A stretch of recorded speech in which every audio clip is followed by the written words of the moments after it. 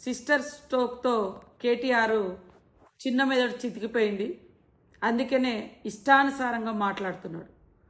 కాళేశ్వరం విషయంలో కమిషన్లు తీసుకున్నప్పుడు గుర్తురానటువంటి మరి భయం, ఈరోజు కమిషన్ ముందుకు రావడానికి మాత్రం భయపడుతున్నారు.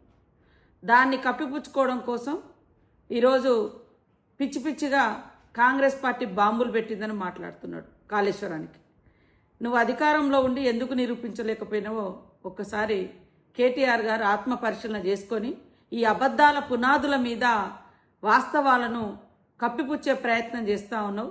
ఈడీ గురించి ఒకటి అంటాడు, కాళేశ్వరం గురించి ఒకటి అంటాడు.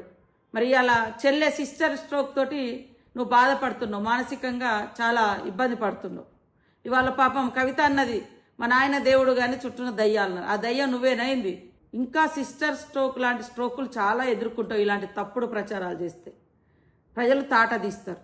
మోడీ దగ్గర ప్రశంసల కోసం ఇవాళ సిస్టర్ స్ట్రోక్తో బాధపడుతున్న కేటీఆర్ గారు మా రాహుల్ గాంధీ గారిని, సోనియమ్మను, సీఎం రేవంత్ రెడ్డి గారిని కూడా మరి రకరకాలుగా మాట్లాడుతూ శునకానందం పొందుతూ ఉన్నారు.